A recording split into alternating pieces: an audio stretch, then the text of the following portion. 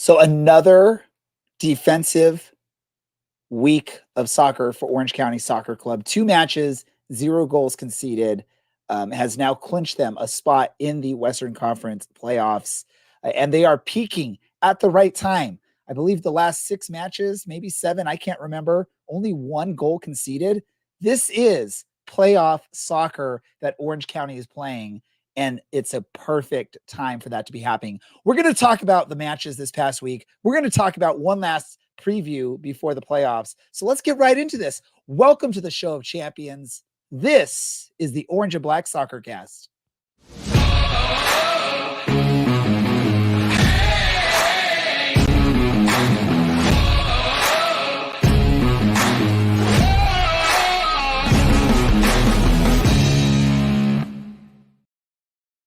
How's it going, Orange County? Welcome to another episode of the Orange and Black Soccer Cast, the first and only show dedicated to Orange County Soccer Club, its fans, and supporters. I am your host, Ray Samora. I'm here to take you through this journey as we discuss all things Orange County Soccer Club. Helping me out on this episode, we've got Mr. Dylan. Dylan, how are we feeling right now? I mean, Orange County's playing great. How are we feeling? We're feeling good. I liked the playoff soccer shout out. I think that's pretty accurate. And there's no better time to get that started than a month before the playoffs start.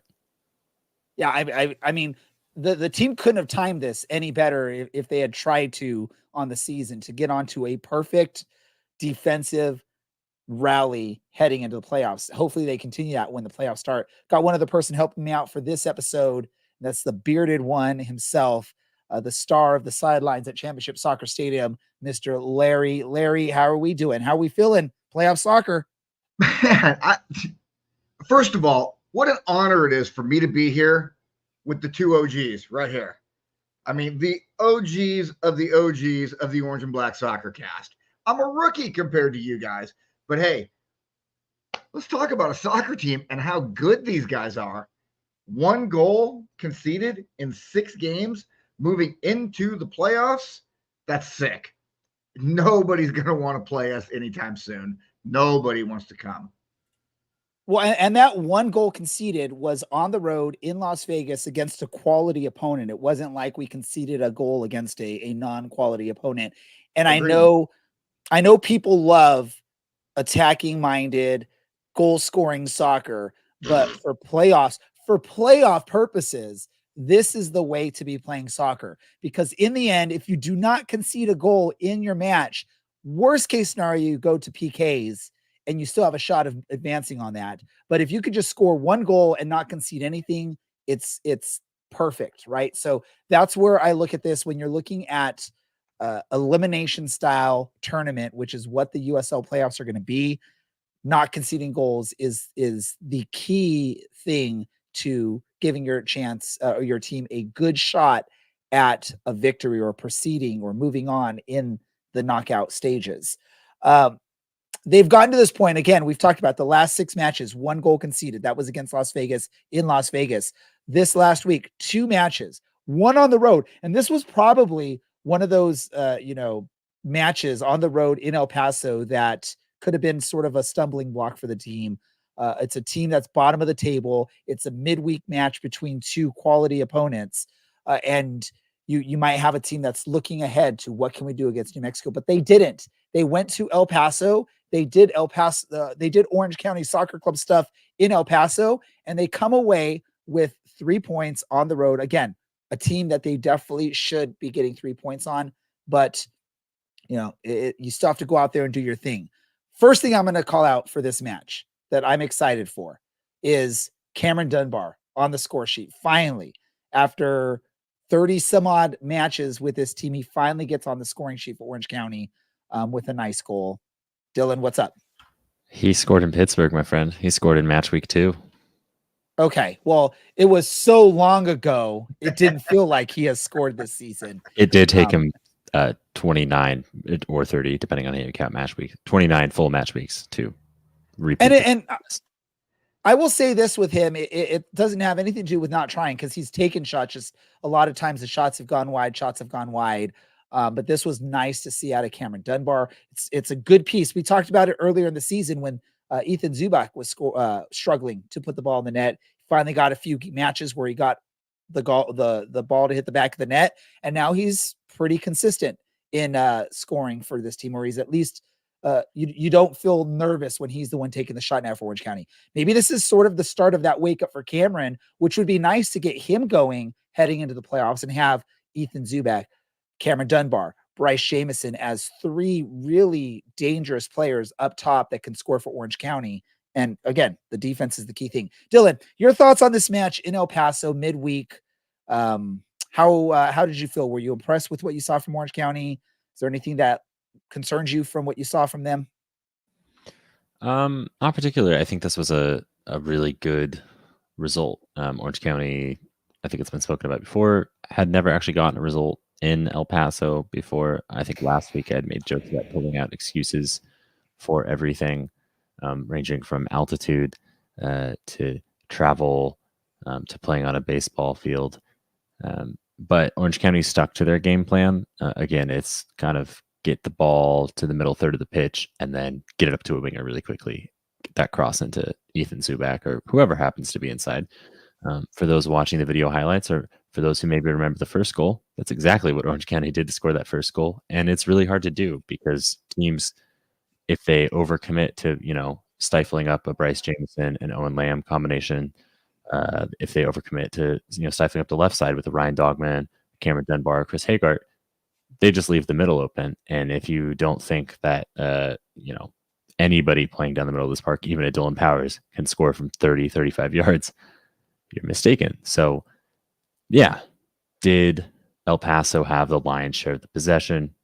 Yes. Did they do anything with it? No. And so once again, we are having this conversation where it doesn't really matter what you do with the numbers. It's just, can you get a result? It's playoff soccer, guys. We've been in playoff mode for a month and a half. We're experts at it at this point. And as we watch the video highlights again, get the ball wide to a winger, have them get across in the box. Ethan Zubak nearly getting one again. It's really hard for teams to defend against it. There's a reason it's worked well so far. And I'm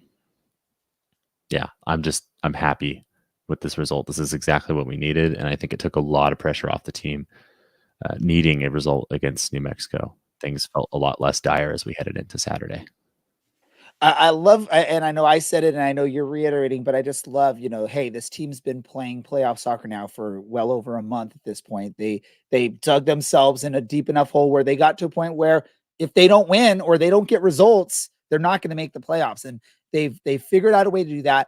Credit has to go to someone like Coach Danny Stone, who came in. He's only lost one match, and that's the very first match where he was at the head against Las Vegas, where I think he had 2 or 3 days officially to train the team heading into that match, if that. So we're seeing a quality style of play from Orange County. Captain Marcus Knockin, when I talked to him a couple weeks ago, he knows the quality of this team. He knows the talent that's on his team. And he basically said teams are going to be scared of them because they know how good this team is. They've just been hurt.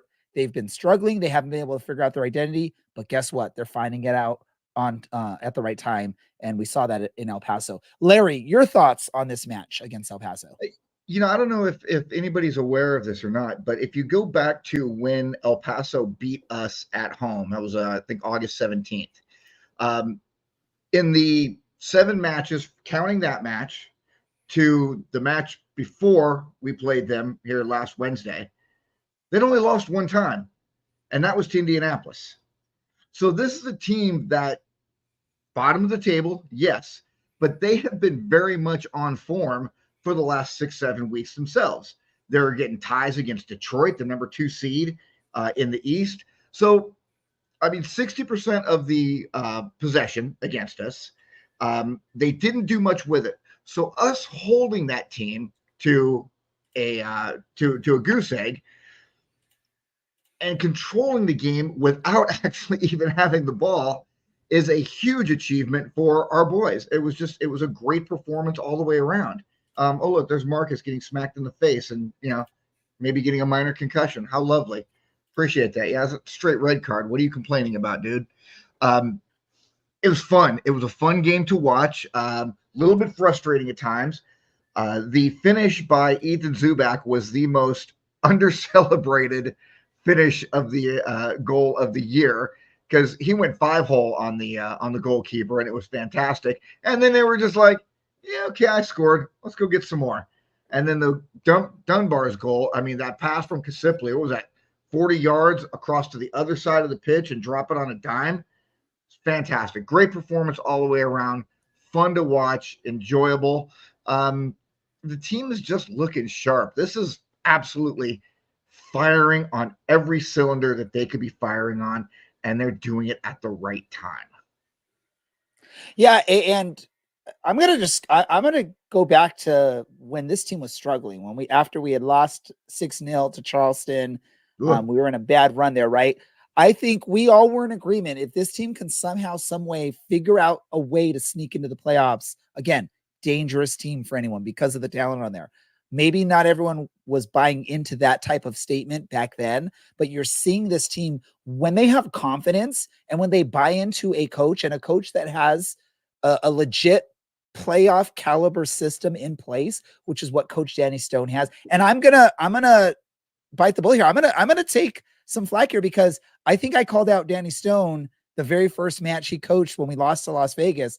I questioned some of his substitutions and what he did in that moment. Ever since that match, I've been impressed with what I've seen from this team. I've been impressed with the way the team has been set up. I've been impressed with his rotations. I've been impressed with the style of play and what he has the team doing, and it's working. And this is going to be an amazing. Now, it would suck if we get knocked out in the first round of the playoffs, but what we're seeing, this is playoff soccer. This is the type of soccer that wins championships. It may not be the type of soccer that wins fans, but it's the type of soccer that wins championships. And if you don't understand what I'm meaning by that comment, Dylan can explain it to you maybe a little bit. I don't know. Go for it, Dylan.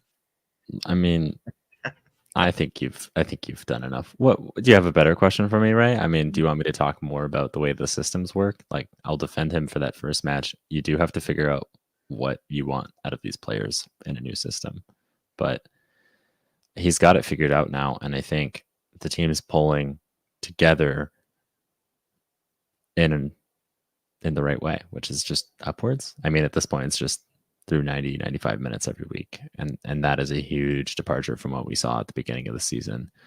It's a huge departure from what we saw halfway through that season, and that is not to disparage Morten Carlson. That is not to disparage Paul Hardyman any. I think finally, this might have been the perfect set of circumstances where all the players just had to buy in, because otherwise you're a Cameron Dunbar, you're an Ethan Zubak, you're a player where you've played in MLS and you've done well at this level previously, and you've done okay at the next level, but you're taking a chance on yourself. And if you finish bottom of the league and can't score, what, you play in Nisa next? So everyone bucked up and everyone, got behind themselves, backed themselves. And now we get to go to the playoffs. And that hasn't happened yet. So, and now we're that much closer to the playoffs. We'll talk about that in a minute. Well, and let's give props to the players, right? Because they could have easily phoned it in after the 6-0 loss against Charleston. They could have basically said this season's over. I mean, this is just, this season's crap. Let's just finish out the season, and then we'll figure out what's happening next year. If I'm staying, if I'm looking for a job elsewhere, right? Coaching change, and the players, like you said, Dylan, have bought into the system, and that shows the real professionalism of these players. To at the lowest point of the season, still figure out or still understand that there's a chance. We just need to do it now, or it's not going to work. And so credit obviously to Coach Danny Stone, but a lot of credit to the players for not giving up on the season. Because I think, I'll be honest, I think we were all sort of giving up at that point of the season on the show here. We sort of felt like, oh, this season is crap. It's over. This team is not fighting. This team doesn't want it, but they have shown that they actually wanted this, which is awesome. Well, and we discussed that amongst ourselves. We can all admit we were not enthusiastic to go on the air after the 6-0 loss to Charleston, but we did because all of us are tremendous fans of this team, and we will stick by them. Next year, they could go 0-34-0, and there's still going to be us doing this podcast. We may not be smiling and happy and making as many jokes as we typically might, but the season was over after the Charleston game, in my opinion. It just wasn't there. The players weren't healthy. They looked lethargic out there. And then we came out in that Las Vegas game, and Danny Stone had been with the team for what, 2 or 3 weeks, I think, maybe at that point, and then had 3 days to prepare a game plan. And then we went up 2-0 in the first half, which was beautiful. And like, oh my God, where has this team been all year? And then we crashed and burned in the second half. But since that second half, this has been arguably the toughest team to beat in all of USL Championship. And moving forward next week and the 4 following weeks going through the playoffs, this is going to be a very, very tough team for anybody to beat. I don't care if you're New Mexico. I don't care if you're Louisville. I don't care if you're Detroit or Indy. Whether we go to your house or you come to our house, we're going to be a very tough team to beat over the next 5 weeks. And producer Andy, thanks for putting the standings up there. If you look at that, there's only one team that doesn't have any red boxes in the last 5 matches in the Western Conference, which is Orange County. Before we move on to talk about the New Mexico match, Dylan, is there anything from the El Paso match? And the answer can be no. Is there anything in the El Paso match that concerns you? Yeah. Him getting hit in the face. One, I don't love seeing that. One, that was a case of mistaken identity, no less.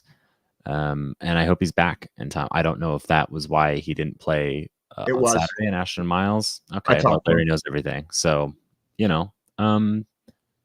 that's cool and all. Other than that, this for me was a result in which we have never gotten a result at this kind of place before. That probably weighs on some players' minds, certainly weighed on the fans' minds because no one would stop bringing it up, even though we're in such good form. And didn't have a ton of the ball, but we still scored 2 goals. And it doesn't matter that El Paso only had 10 men for like 20 minutes, 10 minutes. 10 minutes. We technically scored 2 goals before that. So, yeah. I guess the question is the head injury from the ball he took to the head or the fist or slap, I guess. It wasn't really head injuries tend to be cumulative. So it could be both. Could have been both. Who knows? He's back soon. Anything from you, Larry, that concerns you in that El Paso match?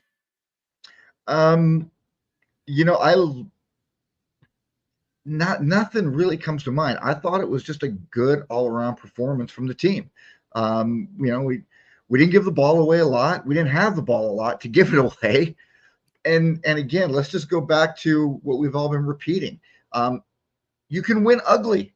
I don't care how the team wins. I could give less than 2. You know what? I don't care how they win, as long as they win or get the draws when they need to, like the match we're about to talk about. Ready, go. Yeah, the getting the results in the style of Bubba Sparks is awesome. Unfortunately, against New Mexico, it wasn't a full 3 points, but they still got a result. And that's all that matters at this point. Get the results. Don't concede goals, and you're going to have some good things to think about, hopefully, in that. So at home against New Mexico, I'm going to pass this on because I'm going to be honest with all of y'all. The match against New Mexico, the match against New Mexico was my birthday, and my family decided to take me elsewhere for my birthday. So I didn't actually get to watch the match. I'm watching the highlights with y'all. So I'm going to hand it off to Dylan, and he's going to take over this conversation with Larry. Yeah, I just want to lead with, I can't believe your family wouldn't take you to an Orange County game for your birthday. Okay, wait, Dylan, I'll say this. Originally, we were planning to go to the game with the family, but my boys really wanted to go to Not Scary Farm. And this was sort of the only night that we could potentially make it work. So I conceded my going to New Mexico versus Orange County to accommodate my kids' first time at Knott's Scary Farm, which they really wanted to go do. Oh, okay, Mr. Father. So give me the Father of the Year award right there. Yeah, that's lovely. Hey, Orange County's got a result. Maybe because you weren't there. Who's to say? I thought Orange County did pretty well in this match. Maybe it doesn't show up statistically, but against a back five, you're going to struggle to do a lot. Well, I should say it was back five later in the match, but against a team that's top of the table, you're going to struggle. And I think this was a match that Orange County still needed to get a result from. But New Mexico, I think their primary thing was, hey, let's stop this skid that we've been on. Let's, if nothing else, not concede. I think we saw that. I think we saw that in how the match played out, but Orange County still had a couple of great chances, and I'm still really happy with Cameron Dunbar, especially Bryce Jamieson, especially. I thought the two of them did really well in moments to like just absolutely skin their fullbacks, which I think was Will Seymour and Chris Gloucester. Dubois. Chris Gloucester is in it. Oh, that's right. Yeah. And Chris Gloucester is an incredible fullback for this level. So watching him just get turned in and out repeatedly was a delight. But this is a team that can be direct. This is also a team that can get on the ball and cause problems and move defenses around. Defensively, I think they did a great job. Colin Shuttler, there were two moments in this match where I was legitimately concerned that we were going to concede, not the one where we actually conceded, even though it was offside. And Shuttler guessed right both times, and he made himself big and read his attacker super well and reacted to that. And he makes it look easy. So, shout out to him, because we saw this in 2021 when we won a cup. It was off the back of the defense. It was off the back of Patrick Gurkovsky at moments, and it was especially off the back of Patrick Gurkovsky as he made a save in St. Petersburg. So, hey, if Colin's doing well and Colin's fit and Colin's really confident, that bodes really well for us. Larry, I've just talked ad nauseum about this match, but what did you see that I didn't? No, it's fine. I'm going to start with Dunbar and Jamieson. Being down there on the end line, watching these two just abuse the defense and watching the moves that they make, and just being that close to, just within feet. And I got a couple of great videos, and I missed a couple of ones where I should have gotten better videos of it. I talked to both of them after the game, and I made the same comment to both of them. You're a problem. And they were if you have two young men who are that dynamic with the ball, whether they score or not when they have the ball, it doesn't really matter that much, because they are causing problems for the other team with the things that they can do. And then getting those crosses in there into the middle, finding Zubak, that's going to create more goals as we go, through the playoffs coming up. The first half of the game, I thought Orange County was absolutely fantastic. To me, and again, least knowledgeable of us out there, watching them again from field level, that was about as good a 45 minutes as I feel like this team has played this entire year as a whole without scoring a goal. At halftime, I went up. I was heading up top, ran it, saw Kyle and Ryan Flood standing there. And, I talked to him for a second and said, how good do these guys look tonight? Is this about as good as we've played all year? And Kyle was, well, we missed a couple of things. I said, yeah, well, you can see things that I can't, Kyle. And Ryan's like, no, they look really good out there tonight. So even they were agreeing that, the team was playing solid. And we're talking about playing against a New Mexico team who, again, number one team in the West. I think third best record overall in the league. Is that right? Third best record in the league. 7 road wins this year. 7. The most dynamic team on the road this year, come into our house and get shut out. That is a huge, huge statement by our defense on Saturday night. Again, that is what is going to win us games over the next 5, 4, however many more weeks we keep playing. That is what's going to win us games going through the rest of the season, is that defense, is the goalkeeping by Colin Shuttler.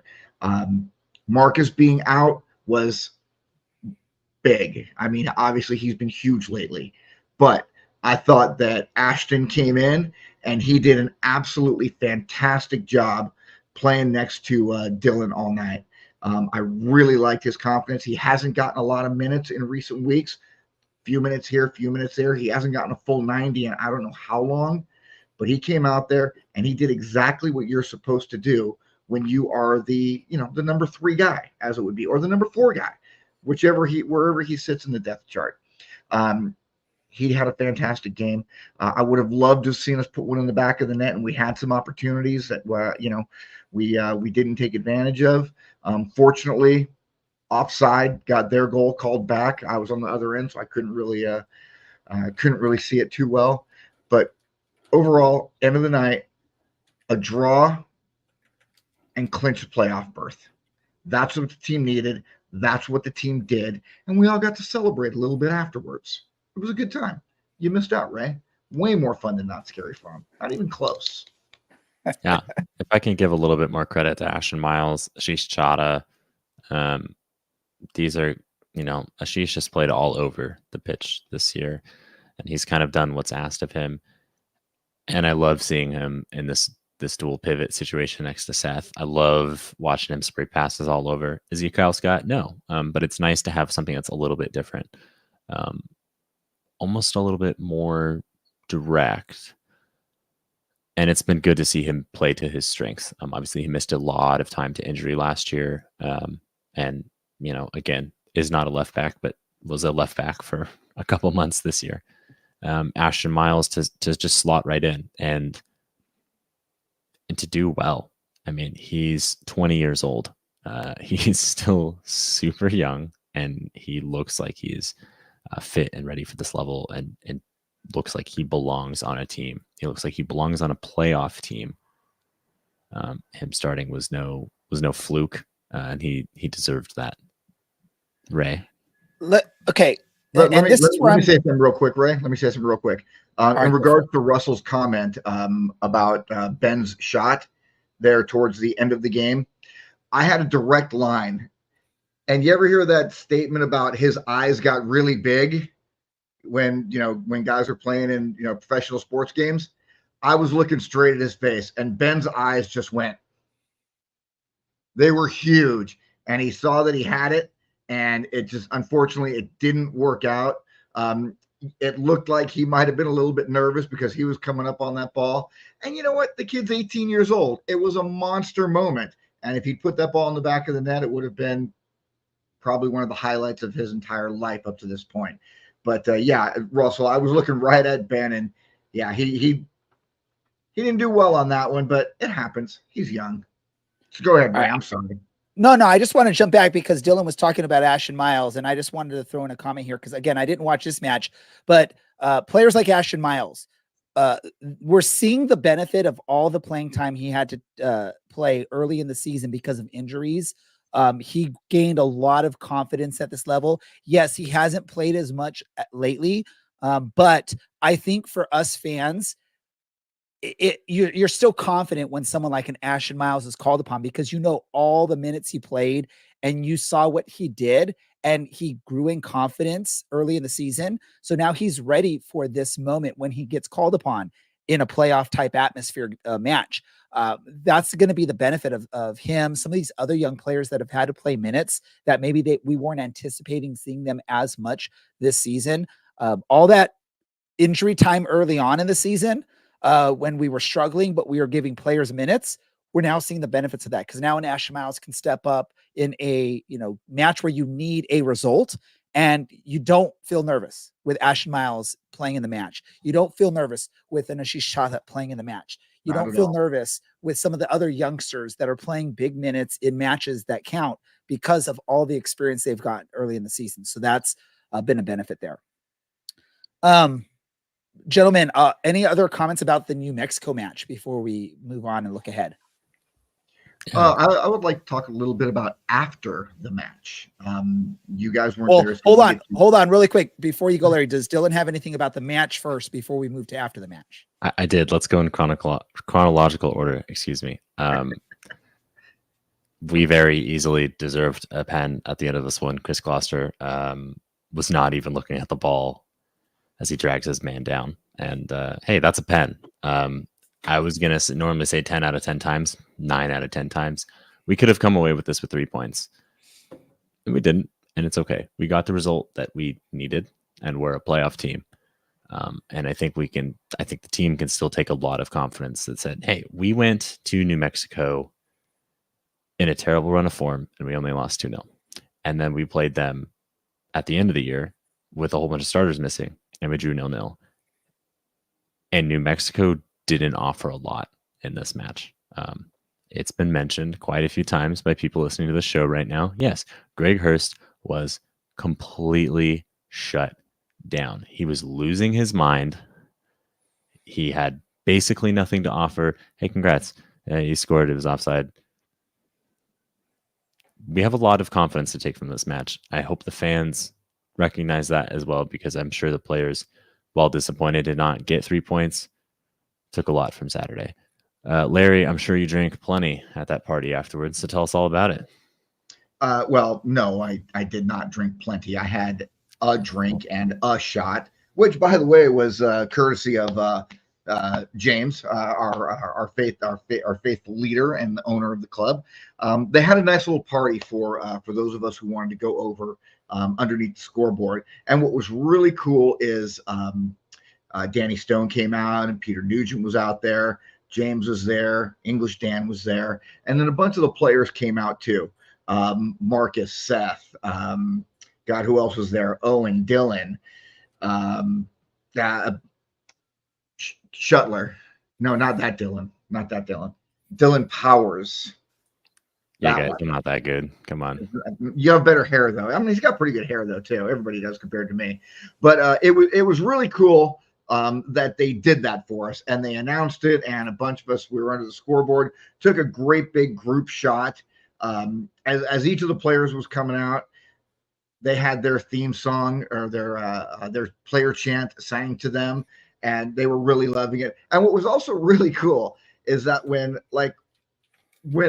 the CLC and those of us who were there were singing Seth Kasipli's song, you could see the guys on the team, Marcus, Owen, they're actually singing along with us because they know the words to it as well. And you can see how much they were enjoying it and having fun with us there at the same time. And I had a nice conversation with Pete Nugent and with Danny Stone as well. And it was great just to get to talk to them as people and get to know a little bit more about them and who they are, and not just in a soccer sense. So it was a great community moment for the Orange County Soccer Club fans, along with players and front office. So I just want to give a shout out to James for having that little party for us. It was a lot of fun. It was a good time. So what's next, Ray? So let's talk about this. Let's sort of set up the scenario for the final match for Orange County. So as of right now, and I'm going to ask producer Andy if he can put up the standings, if he still has those available in the Western Conference. Orange County is currently sitting 7th on the table. I believe they are at 43 points. Oakland is just ahead of them with 44 points. Phoenix is just behind with 42 points. So if you think about that, any three of those spots, 6th, 7th, 8th, are up for grabs for these teams. Obviously, if all the teams do their job and win, then they're where they are. Orange County does have an opportunity if Oakland stumbles and either gets a draw or a loss and Orange County gets a victory to move on up. I don't know the tiebreaker off the top of my head between Oakland and Orange County, so I don't know what happens if Oakland loses, Orange County wins. I'm not even going to think about that. Well, if that happens, we go 46 and they're at 44.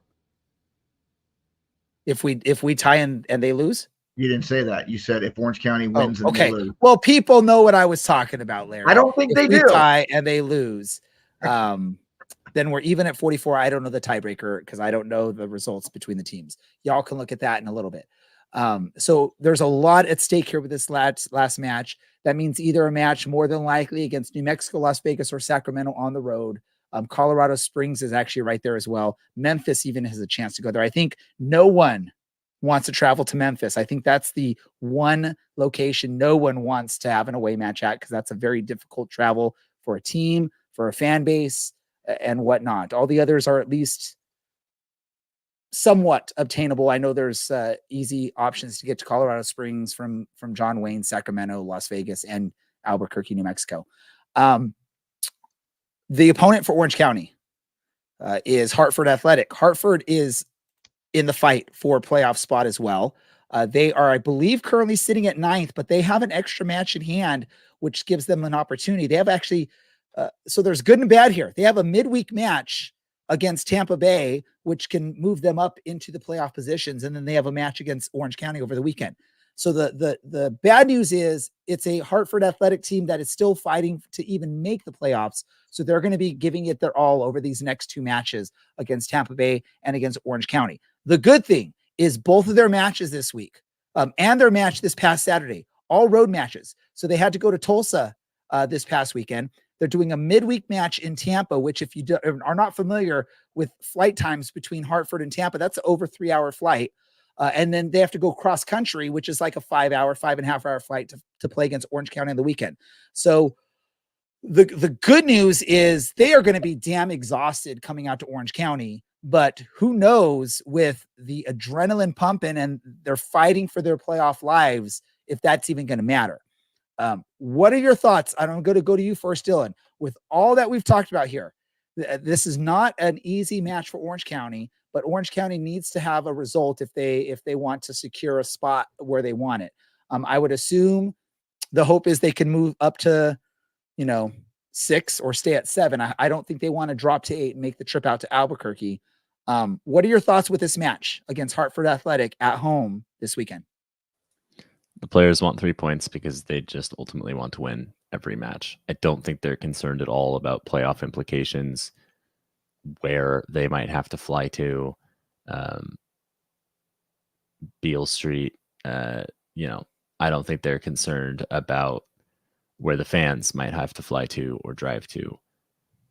They're concerned about what Hartford is going to do to try and score. And, if Hartford's defense can cope with a Cameron Dunbar, a Chris Hagart, or a Bryce Jameson, or Nathan Zubak. I mean, I'll give plenty of credit to him. He has to be there and he has to finish those chances.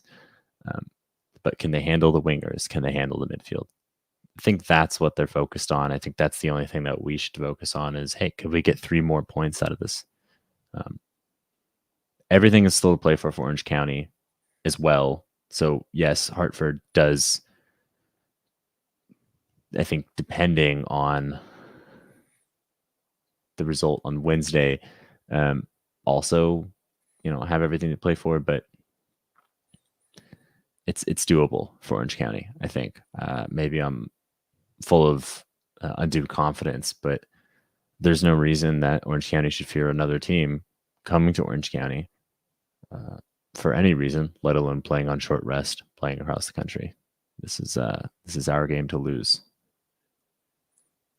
Larry, your thoughts of this match at home versus a Hartford team that's going to be fighting for their playoff lives. A Hartford team that is fighting for their playoff lives, plus a Hartford team that has only lost 1 match in their last 9. So again, another team that is very much on form. What does bode well for us, of course, like has already been talked about, is the travel. They got to go from Hartford down to Florida, then Florida all the way across country over here to California on short notice or on short rest. So that is going to bode well for us. That is an advantage for us, obviously. Our guys are going to be well rested from last Saturday. We're going to have the captain back in the lineup. He'll be back there on that back line on Saturday. Yes, I feel fully confident saying that, Dylan. I saw that look. I had a chat with him. He's feeling good. So I asked him how many fingers I was holding up, and he said none, which I was holding up none. So there's no concussion. He's good. Hartford's been a pretty good team as of late. And when you're a team who is fighting for your life, you're always going to be a dangerous team, especially in this sport. It's such a crazy, crazy game that we all are fans of and that we love so much. Literally anything can happen. They're not all that great on the road, which is definitely going to bode well for us. But I think at the end of the day, I think that we are going to come out of this game with 3 points. I think that we are going to move. I'm hoping that we get to move up a slot to that number 6 position. If we don't, number 7's fine. No problem traveling to Las Vegas. No problem traveling to SAC. Either way, I'm happy with it. I think we're going to have a good result on Saturday. I think Hartford's going to be tired, and they're just going to be worn out from this grind that they will have been on for the last couple of weeks. And that's going to just bode well for us. Yeah, it would be obviously it would be nice if we were playing against a team that's not in a battle for playoff positioning or a playoff spot. Obviously, if you're facing one of those teams at home for the last match of the season, maybe there's that desire for a team to give their fans one last victory before the season's over. But a team on the road that's completely knocked out of the playoffs is pretty much just sort of clocking in, clocking out more than likely. Unfortunately, that's not the scenario for Orange County here. It's going to be a tough match. I'm hoping Orange County is going into this focused and wanting to maintain their form and maintain their streak of not conceding goals and not losing a match. Because obviously at this point, Orange County has already punched their ticket for the playoffs. If they lose this match, they're still in the playoffs. So really in this match, Orange County has nothing to play for other than their positioning. But apparently you two and most of the fans listening, there's not really a care as to who we're playing against in the first round, although I'm not quite on that page. I'm really into wanting to see who we play against. And again, I know people are like, shut up, Ray, but I 100% do not want Memphis on the road in the first round of the playoffs. That is a nightmare scenario for anyone that's ever tried to fly to Memphis, travel through Memphis, and then to play there on the road. 2 time zone difference is not an ideal situation for any of the Western Conference teams. I guarantee if you talk to any of the coaches in the Western Conference in the bottom half of the table, they're circling Memphis as I do not want to have to travel there for the playoffs because it's a difficult travel. Other than that, all the other teams, not so bad. But again, Hartford needs results. They haven't punched their ticket yet. Now, maybe that changes. I don't know the scenario in the East if they win midweek against Tampa, but against Orange County, if they need the victory and Orange County really doesn't need to do anything if they don't care who they're playing against in the first round, that's the scary part. The hope is, though, they come in, they want to keep the momentum going. They want to concede no goals, and they want to maintain that streak of no losses. So we'll see how that goes. I don't know if either of you know anything about Hartford to want to inject any tactical or thoughts on the players before we do our predictions, but I'll give the opportunity. I think Dylan would be the one that might know something. I don't have any specifics, but you never want to play against Brendan Burke team. He is a good manager. He sets his teams up really well. And when you give him control of just the club on the the technical side, the way that Hartford has, you'll get good results. Yes, they're in 9th place on 43 points. Not to speak ill of teams that are on 43 points, but it took a while for things to get going. Their top goal scorer went scoreless for 12. Stop me if that sounds kind of familiar. And then he broke out and scored, I think, 7 from 9, something like that. So he's cooled down a little bit recently, but this is ultimately going to be a tough test. I raised the question to you two. Is there a better situation as you head into the playoffs? You're guaranteed a playoff spot. So in theory, we have nothing to play for because we made it. Is there any better test than a team that's trying to get into the playoffs? So it's just like another tune-up playoff match. I mean, to me, this is almost the best case scenario at home. The players get a full week of training and they don't have to travel. I mean, that's the biggest thing. Good test, good bit of rest, as opposed to you go and you play Miami in Miami. No disrespect to Pitbull, Mr. Worldwide, or the 305. But you play a team that has 11 points, hasn't done anything all month, all year, really, and has nothing to play for. Like, that's just a waste of time. Here's my big concern with it, and I'll let you speak, Larry. Again, I'm hoping Hartford gets 3 points midweek against Tampa, because then it makes their road a little bit easier, their battle a little bit easier for the spot. It's not as dangerous. They still will have to fight for something. My concern is you have a team that's literally fighting for another game. So are they going to go a little bit extra out? Or are they going to maybe go a little bit harder on that slide tackle, or a little bit harder into that jump to battle for the ball to get the head in, and then potentially injure an OC player in that moment? That's the scary part with one of these matches, because you're going to have a team that is maybe putting the little extra into the match to try and fight to get a result so they can make the playoffs. That happened with the team that is currently bottom of the West last week, and they have nothing to play for. So No. I get it. But yeah, you said they have nothing to play for. It still happened. This is going to be a team that has everything to play for. So they may go that little extra bit. They may play a little bit more aggressive, a little bit harder. And again, that's my biggest concern with a match like this, where Orange County has punched their ticket. They're guaranteed a spot in the playoffs. Hartford is fighting for their playoff lives. Is there the potential for them to be a little bit over aggressive and potentially hurt one of our players that we need to rely on? Now, we've talked about in this episode, there's depth. And I'm not saying this will happen, but that is my concern in this scenario. That's where I get concerned about this. Larry.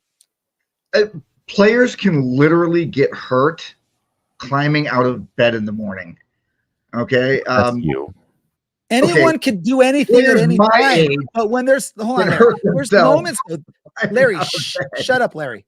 There are scenarios though that will lead to a higher chance of an injury or a higher chance of something happening. And I don't care if you don't agree with me, if Dylan doesn't agree with me, but this is what I'm going to say here is, in that scenario where a team is fighting for their playoff lives, there is a greater risk at an injury on your team, because they're giving the extra, they're leaving it all on the pitch. They're leaving it all there. There's that extra chance. Ray, that's all I'm saying. Yes or no?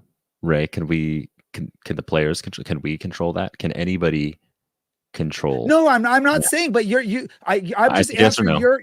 You said no. That's good, Larry. I'm answering your question, Dylan, though, because you just brought up the point. Is like, this is a great match. It's playoff soccer, and you posed a question, or to us on this. I'm just saying that's my concern with this type of match. Larry, I'll let you talk.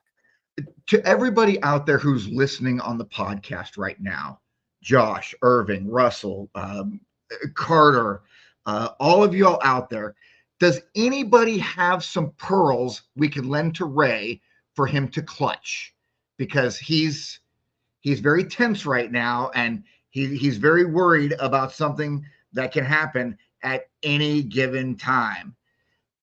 Take a breath, Ray. It's going to be, Mario's here too. Mario, do you have any pearls we can lend to Ray for him to clutch? Listen, this game is going to be, like Dylan said, another playoff tune-up against a team that has everything to play for, that is going to have to win to keep themselves alive. Okay, we don't have to win to keep ourselves alive, but Raimundo, but you're talking about something that can happen in any given week, and you're giving far too much. I'm just talking about odds. I'm talking about odds, Larry. I'm talking about odds, and the odds are greater when a team is going to be giving it all, doing everything they can to try and make sure they make the playoffs. That's all I'm saying. County, our boys are going to be out there giving it their all just as much, because you know what? They don't want to drop to 8th place. I'm not going to speak for the team, but I'm going to take a crazy guess and say that the team doesn't want to travel to New Mexico or Colorado. This conversation could go on forever. I guarantee you, because I am not going to back down on my concern with the match. I'm not saying it's going to happen. I'm not going to say there's going to be an injury. Just you guys are very relaxed about the scenario, thinking that this can't happen. Or Larry's like, this can happen anytime. You can wake up out of bed and you can step on a nail, or you can be driving your car and you can, a ram runs into your car and you get hurt that way. I don't know. That's. Are you talking about the truck, which is, statistically animal or truck? I don't care. It could be either one. Okay. Dylan's like, yeah, who cares? It's not going to happen. I'm just saying it could happen, and there's more of a chance because of it. I'm just going statistically, the chances are going to be higher. Okay, this could go on forever. I don't want to make this a 2-hour long episode talking about so many questions. Score predictions. Stats. Score predictions. Work. Score predictions. Dylan, Orange County is going to win this match 2-0. Larry. And there will be no sending offs or injuries. Oddly enough, I'm not even going to speak except to say what he just said. 2-0. No send-offs, no injuries. I love that Larry keeps pointing to me when he's trying to reference you, Dylan. So that's the way that works. Well, that's because my screen is mirrored. Well, then you got to practice that. There you go. You got it right, Larry. My prediction for this match, Orange County wins 3-0. That is going to be my prediction for this match. And my fingers are crossed, no injuries. I'm not trying to manifest it. I'm just worried about that. I was just trying to show that there is worry on this. We can't think that this is nothing to worry about. Really quick, before we wrap things up, I want to find out, because now we know Orange County's in playoffs. First round matchup. We know we're going to be on the road. What is your preferred destination? And what is your absolutely, I don't want to go there destination? Everyone knows my absolutely doesn't want to go there destination is Memphis, but I want to hear what you guys think on this. So Dylan, what is your, I'll do my preferred first, just so I can get mine out of the way. Cause you know what I don't want to, my preferred would be Sacramento. Go Dylan. I hate to agree with you, but for obvious reasons, because I have the misfortune of living in this place, I would also prefer to have to go to Sacramento, because it would mean I would get to see one more Orange County game this season, at least. I wouldn't have to travel. Where don't you want to go? Or where do you not want Orange County to have to play in that opening round on the road? And we know the 5 options there. Yeah, I'm going to go with Vegas on this one. I would like to save it for further down the line. All right, Larry, what are your preferred first round opponent on the road or destination, and your least preferred? You know what? I am absolutely okay with Vegas or Sacramento. Either way, I feel like you got to pick one. Pick one. Pick one. Okay, Memphis, just to piss you off. Okay, and where do you not want to go? All week long, we could all sing it. It could be a new chant. It would be so awesome. That's how I got to Memphis. Love that song. It's a great song. How am I the only logical person on this podcast? You all are just crazy. Been. You never have been. Never. As you scream into your microphone, how am I the only logical one here? I am. And he also gets closer to his microphone. He always gets up in there. Where do I know? I do not want to go to New Mexico. That's a good one. I'll agree. That's a good one, Larry. They're 1 versus 8. Hey, you can 1 versus 8 can win. Phoenix proved that last year. However, that's a tough place to play, and that is a really good, really big, really strong team. And whoever does play them, I hope they knock them out before we have to get to them. It would be very much appreciated, whoever the number 8 seed is. If it's not us, Phoenix, go pull off another miracle like last year. I will be a Phoenix fan for that week. Don't forget about concerns on altitude there. I know Colorado Springs is also in there, but New Mexico, Albuquerque is still pretty high up there in altitude, and it could be a tough match. Why are you shaking your head, Dylan? Because physiologically, there is not enough of a difference at 4,000 feet for it to really impact the players. Dylan. Yeah, how's that? Some stats, buddy. I can back that up. Really quick. Let's do this. What did we learn this episode? Baby. What did we learn? And I'll go first. I have learned that we can reference music not once, not twice, but 3 times in an episode when we're talking about Orange County Soccer Club. Bubba Sparks, Pitbull, and Memphis, Beale Street. Dylan, what did you learn this episode? We referenced it more than 3 times, actually. We referenced I'm just going off the one 3 times. I think I learned that you really took that comment about you saying "quote unquote" smart things on the show to your head, and I don't know what's gone. Somehow it's even bigger than it was before. It's mildly terrifying. I also know that you might need some like Zoloft or something, because I don't think there is any statistics or any data that would back up the idea that a player is more likely to try and injure an opponent to get into the playoffs. I'm not saying they're trying to injure a player. I'm saying they're going to be more aggressive, which can lead to a potential injury. That is what I said. I'm going to shut up now. Larry, what did you learn this episode? Well, we learned that for all of your travel needs, dial 1-800-SAMORA, and he can talk to you about flights to anywhere in the country, but he can't get to Memphis. Oh, my gosh. Y'all are crazy. y'all take my words and you just twist them around to your liking. I'm not saying you can't get to Memphis. It's just difficult and it's a longer flight and it's not as nice of a place to go to. Let's wrap things up though. I want to thank everyone that has listened to this episode and has heard some great stuff from me and some so-so stuff from Dylan and Larry. I want to thank my co-hosts for participating with their nonsense, Dylan and Larry, producer Andy. Also, if you've enjoyed what you've heard here and you agree 100% with what I have to say, like, follow, share, all that stuff with us on social media and your podcast provider. If you don't agree with me, do it anyway so you can, side with Dylan or side with Larry. I don't know why you'd want to do that, but do it if you want to. That's going to wrap up this episode. Next week, we will do our recap of the match against Hartford, and we will be able to start previewing playoffs because we'll know where we're going from there. Again, hopefully not Memphis, but let's do this. Thank you for listening. This is the Orange and Black Soccer Cast, and we are out.